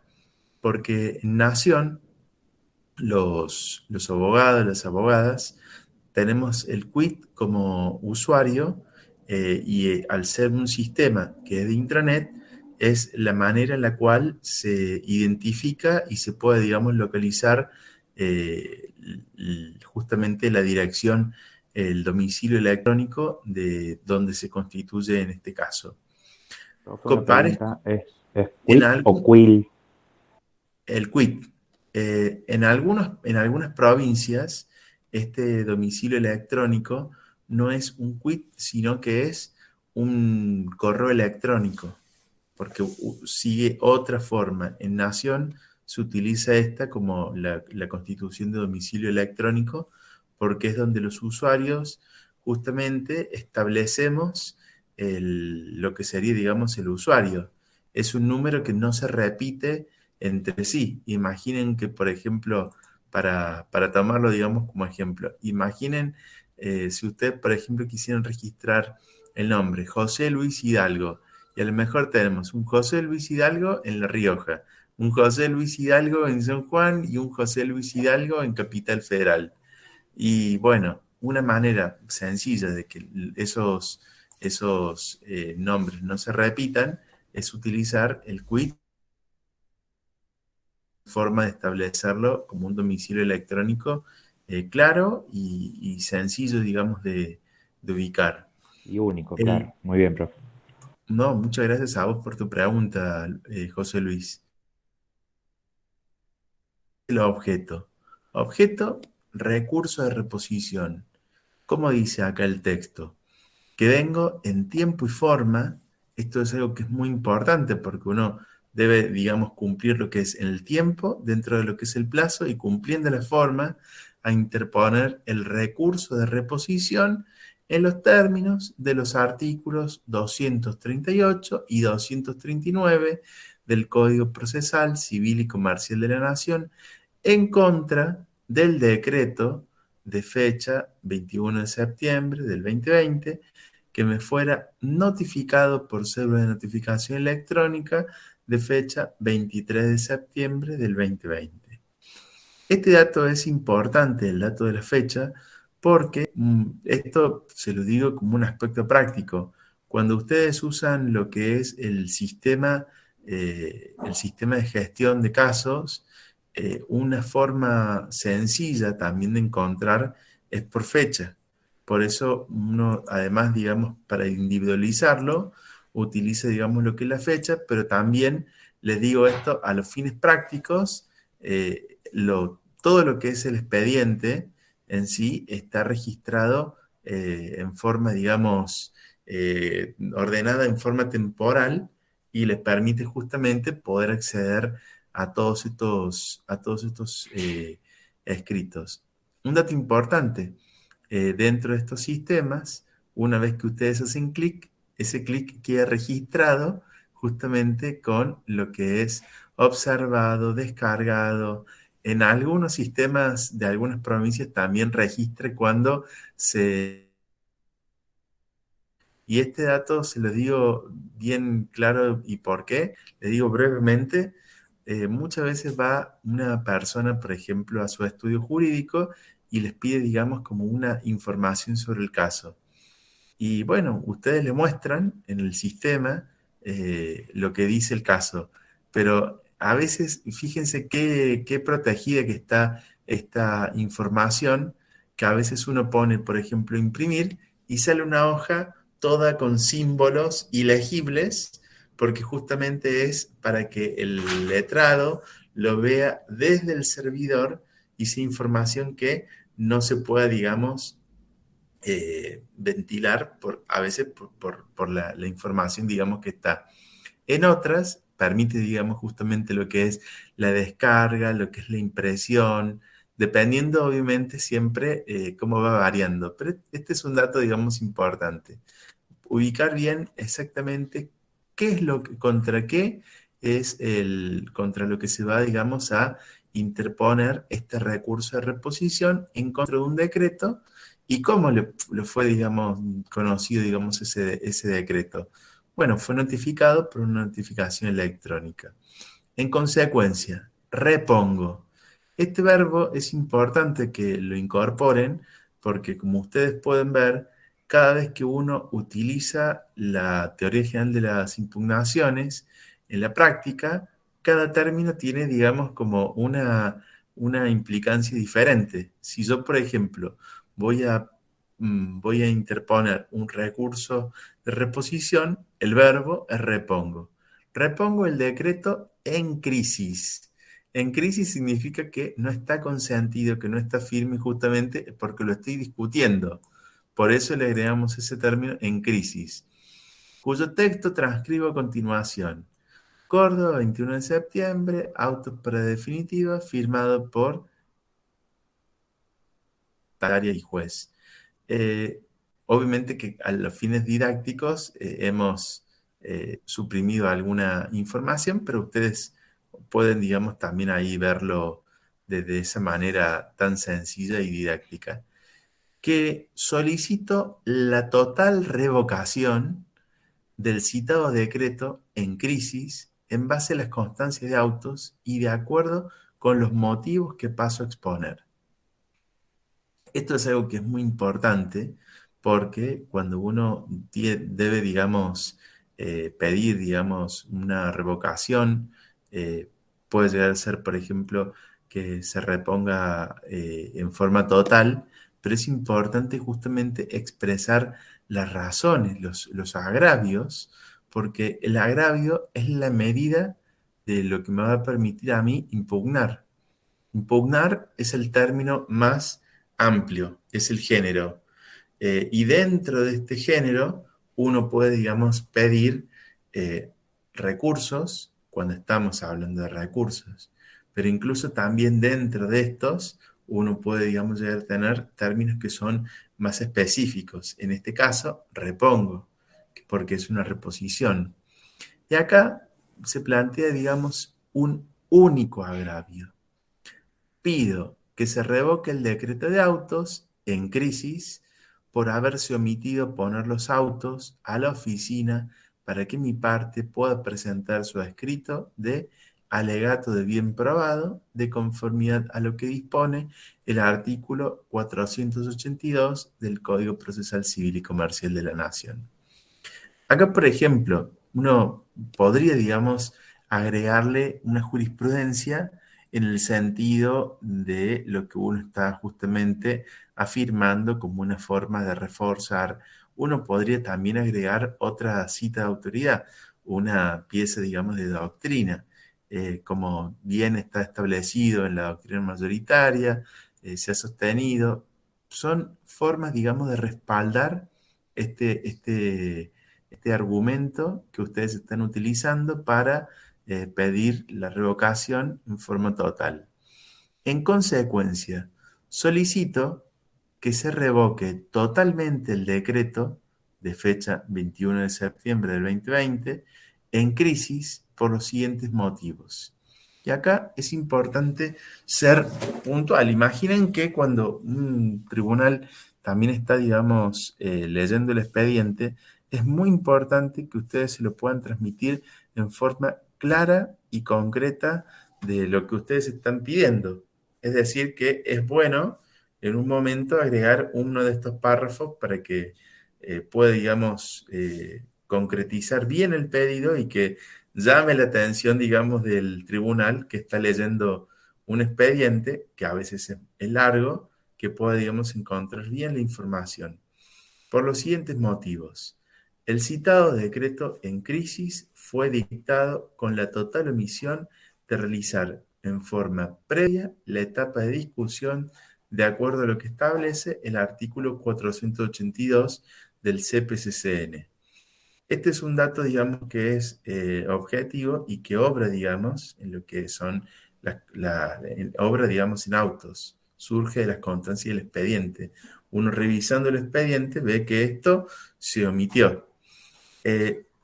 Como segunda razón B, se vulneró gravemente el derecho de defensa de esta parte porque no pudo presentar en legal forma su escrito de alegato de bien probado. Esto es algo que es muy importante, porque uno cuando trabaja con lo que es la teoría general de las impugnaciones y lo ve, digamos, en la práctica, uno vuelve, digamos, a ponerse, digamos, la camiseta de lo que es el derecho de defensa. Ustedes siempre, es como una de las razones jurídicas más fuertes que ustedes también pueden invocar y también es un aspecto que es muy importante de invocar el derecho humano fundamental, la vulneración de un derecho de defensa es lo que luego les va a permitir a ustedes, si han hecho una reserva de caso federal, llegar a la Corte Suprema por vulneración de un derecho que está previsto en la Constitución y también al sistema interamericano, si es el caso, porque este es un derecho que está previsto en forma expresa en la Convención Americana de Derechos Humanos. Por eso antes que continúe, sí, José Luis. en concreto, ¿qué es alegato de bien probado? Ya vamos ahí, un minutito. Vamos ahí, Bueno. para no perder, digamos, la idea, vamos, digamos, justamente con esto. ¿Qué es lo que tenemos acá en definitiva? Se ofrecen, digamos, como pruebas lo que son las constancias de autos. Cuando uno dice, bueno, ¿qué son las constancias de autos?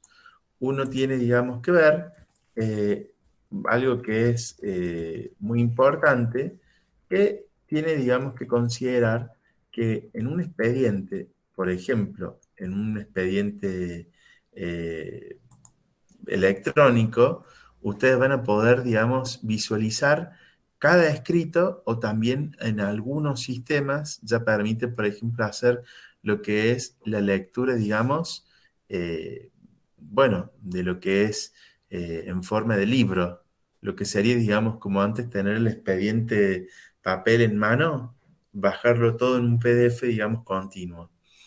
Eh, el alegato de bien probado, simplemente como para tener, digamos, en cuenta esto, es una forma muy particular, digamos, de alegación, que es algo que le permite a una de las partes, bueno, en apoyo de del o negando la existencia de un hecho o de una prueba, y que justamente es una expresión de lo que es el derecho, digamos, de defensa. Cuando uno está hablando de un alegato bien probado, tenemos que siempre pensar, por ejemplo, en el caso de que a las partes les va a dar esta posibilidad de replicar aquellas consideraciones de la contraparte, del adversario. También es algo que a uno le permite hacer mayores desarrollos legales, jurisprudenciales, bueno, doctrinarios, o una forma mucho más razonada de alegar en relación, digamos, a las cuestiones y delitos que han presentado, digamos, justamente la contraparte. Y esta forma, digamos, de legato, que es importante, tiene, digamos, una forma, digamos, muy importante, porque le permite a una persona dirigirse hacia el tribunal para hacer valer las razones y las pruebas en lo que es en apoyo de una pretensión. Eso que es importante, digamos, considerar, porque el alegato es algo que a uno le permite, como litigante, sacarle justamente el mayor provecho a lo que es esta oportunidad, justamente, de ejercer lo que es un derecho de defensa. Y también es algo que, al verlo de esta manera, como un derecho justamente de defensa, es por algo por lo cual nosotros vamos a decir que lo podemos invocar concretamente.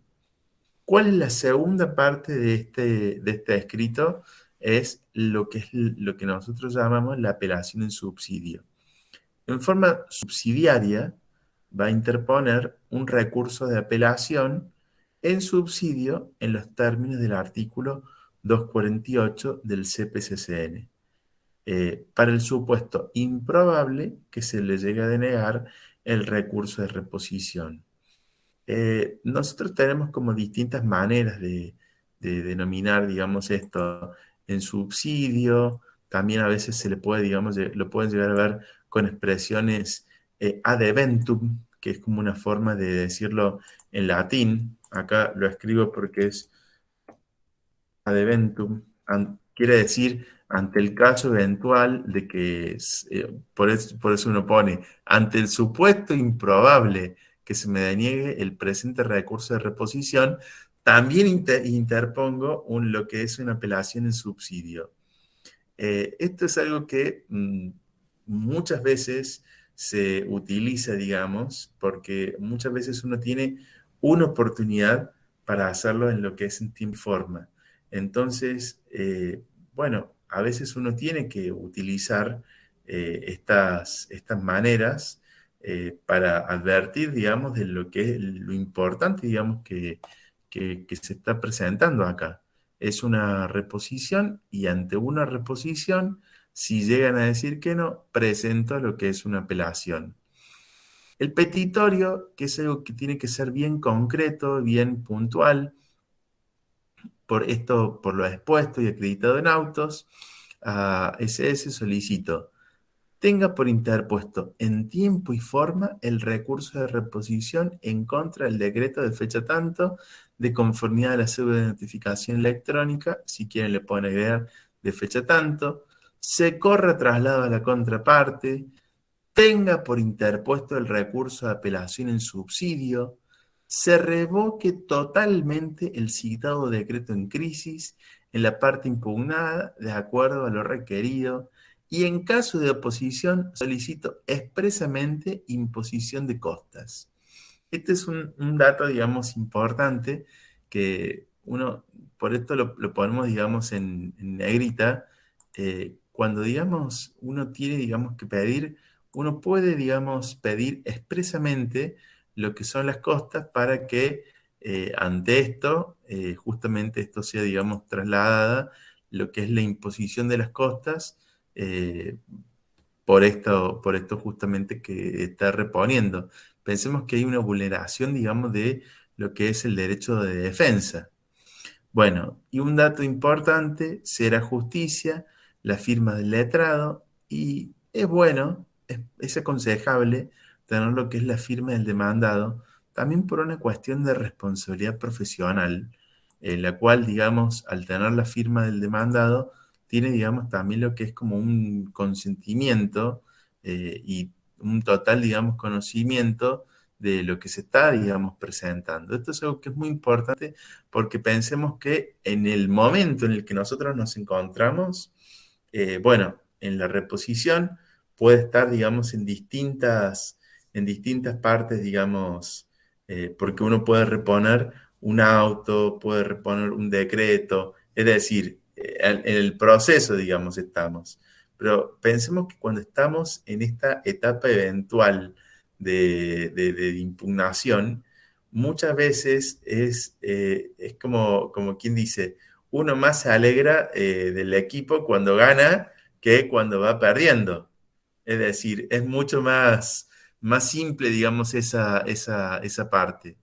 Esto es encontrar la manera de persuadir al tribunal con términos objetivos, con términos claros, con términos que, bueno, pensemos esto que es algo importante, digamos, de tener en cuenta.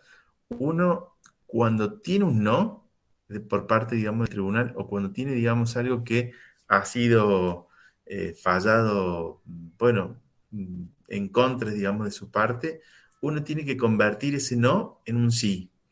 Y para convertir ese no en un sí, tiene, digamos, que ofrecer buenas razones que sean jurídicas, que sean objetivas, porque pensemos que, por ejemplo, en un recurso de reposición, esto va a seguir, digamos, todo un proceso hasta llegar a su finalización normal, que podría, digamos, llegar a ser una sentencia. Pero pensemos, tenemos que decir términos, utilizar un lenguaje que sea técnico, para que de esa manera se advierta de que existe, digamos, una razón fundada para hacer lugar al recurso de reposición.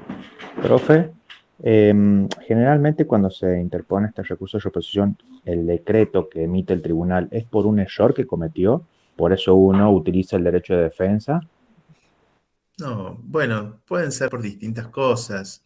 Eh, la reposición es algo que se usa a diario. Son cuestiones, digamos, son escritos sencillos que uno los hace incluso en una audiencia oral, también, digamos, puede hacer la reposición en el momento.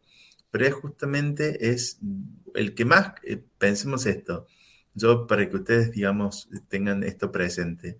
El tribunal no tiene un caso en su tribunal, tiene muchísimos casos. El estudio, un estudio jurídico, un abogado, es como siempre el experto, digamos, en el expediente. Es el que conoce, digamos, el expediente desde la foja 1 hasta la última foja y tiene todo eso y viene pensando en eso.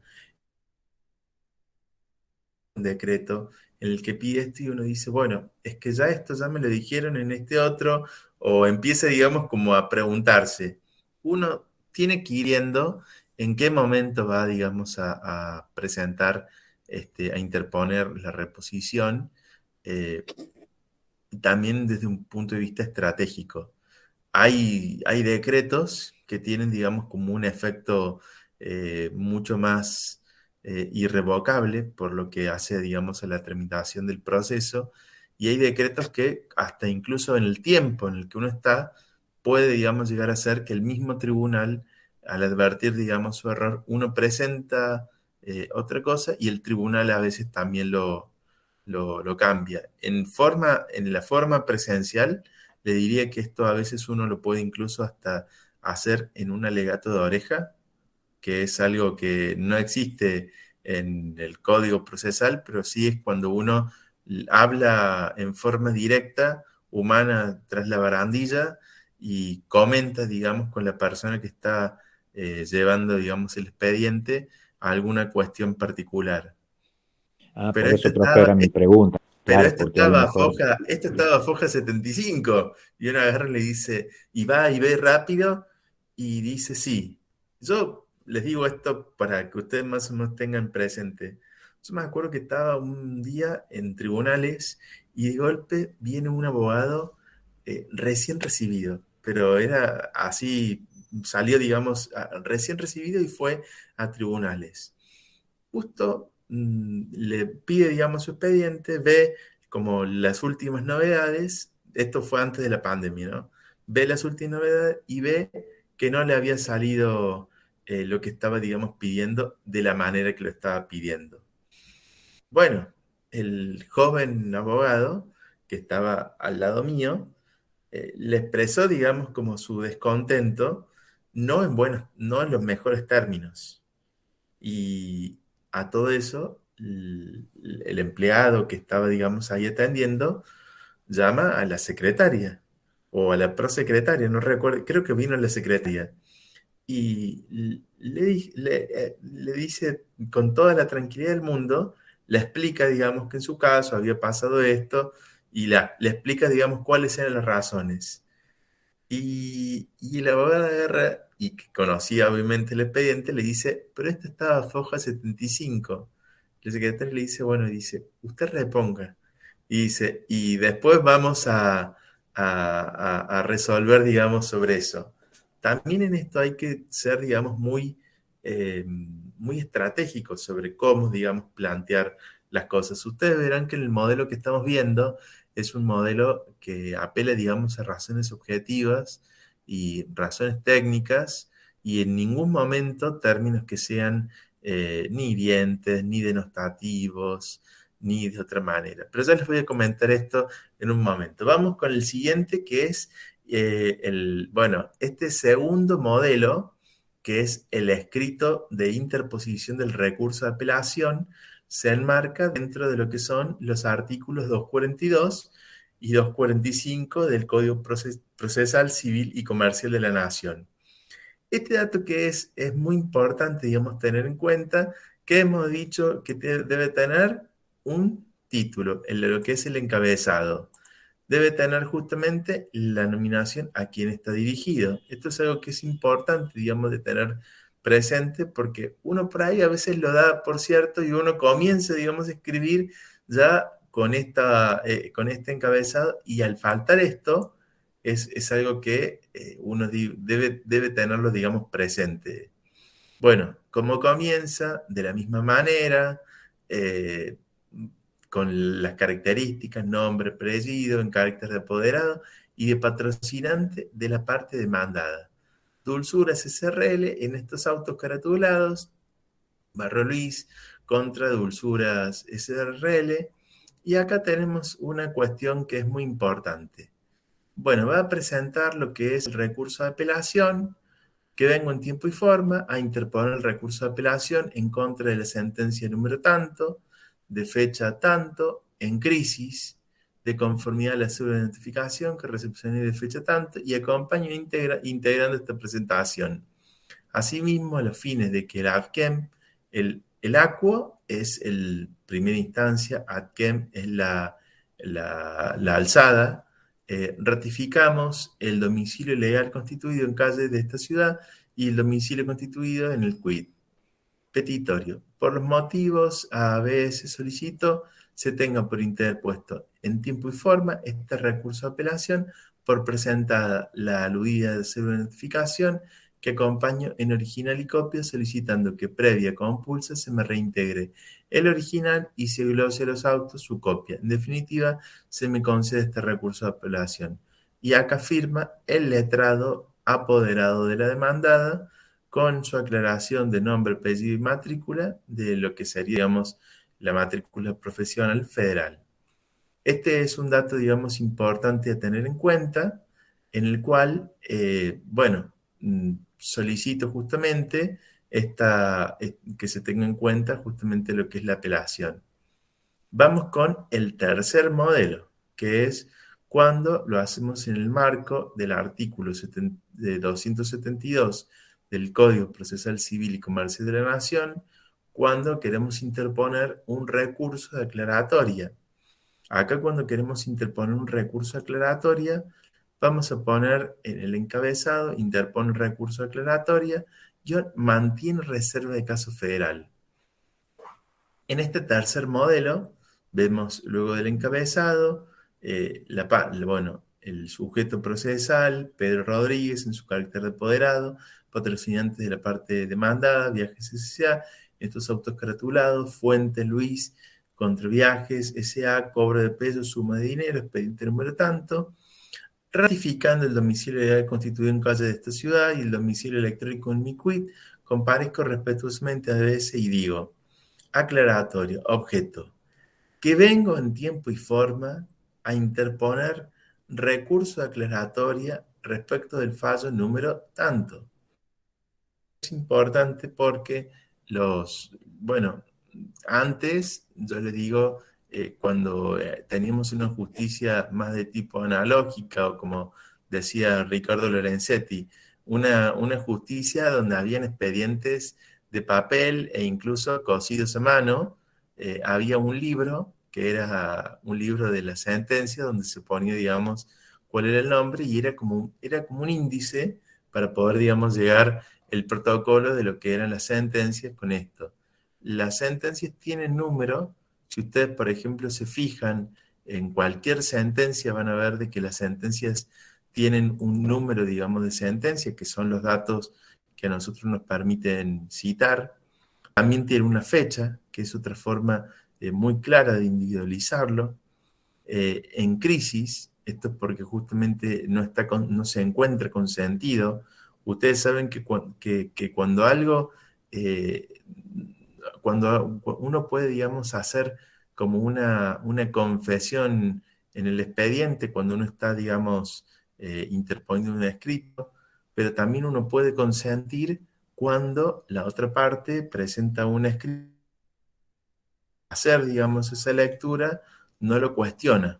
Acá en este caso, el hecho de cuestionarlo supone justamente que no esté consentido y que por lo tanto, al estar en crisis, que no llegue, digamos, a quedar firme, sino que se interponga esta aclaratoria acorde a la cédula de notificación que recepcione de fecha tanto y que acompañe integrando esta presentación. Es importante esto de acompañar porque nos viene, digamos, justamente a decir de dónde es que conozco, digamos, esta sentencia, es decir, cómo me fue notificada, por qué este dato, digamos, de la notificación. Porque la notificación sirve también como una manera de comenzar el cómputo para un plazo. Por eso fíjense que cómo encabezo, digamos, esto, que vengo en tiempo y forma. Cuando yo digo que vengo en tiempo y forma, es porque los códigos nos prevén, digamos, plazos para hacer este tipo de presentaciones y de interposiciones. Y el hecho, digamos, de acompañar la cédula es lo que a mí me permite decir cuántos días son contando desde el momento en el que llegó, que está, digamos, en tiempo y forma. Este periodo de aclaratoria lo articulo a fin de que el tribunal de BS supla las omisiones y o contradicciones en los puntos siguientes que se detallan conforme los fundamentos que también se exponen. Este es un dato, digamos, importante porque uno lo está diciendo de un modo muy técnico, en el cual uno va a expresar los fundamentos. Y afoja tanto, digo foja tanto porque tenemos punto suspensivo, en el auto interlocutorio número tanto de fecha, se omitió resolver la condena en costas y aclarar que los honorarios regulados tienen carácter definitivo. Este es un dato que es muy importante. Yo sé que esto lo van a ver también después en la parte de ética y de práctica profesional, pero es importante esto de señalarle justamente este tipo de cuestiones porque una aclaratoria muchas veces a veces se falla, digamos, sobre un caso, ¿sí? Pero cuando se falla, digamos, sobre el caso, a lo mejor la parte de las costas o de los honorarios no quedó tan clara, precisa en la sentencia, entonces uno necesita que se aclare esa situación justamente para que se resuelva lo que se pidió. Se pidió la imposición de las costas y sobre eso no se dijo.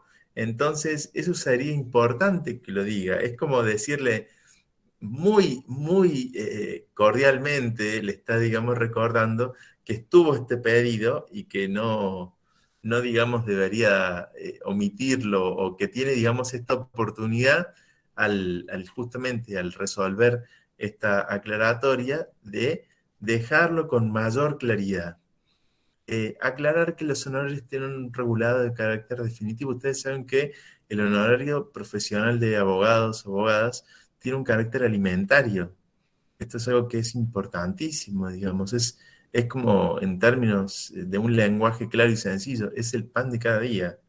Entonces, por eso es importante también que los honorarios queden, digamos, regulados de manera, digamos, clara, completa.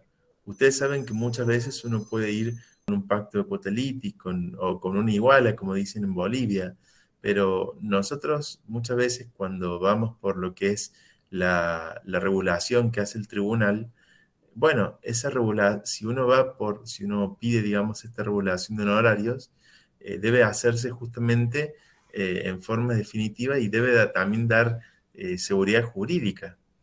De ahí que pido que en el actual fallo en crisis se supla esta omisión de la condena en costas al demandado.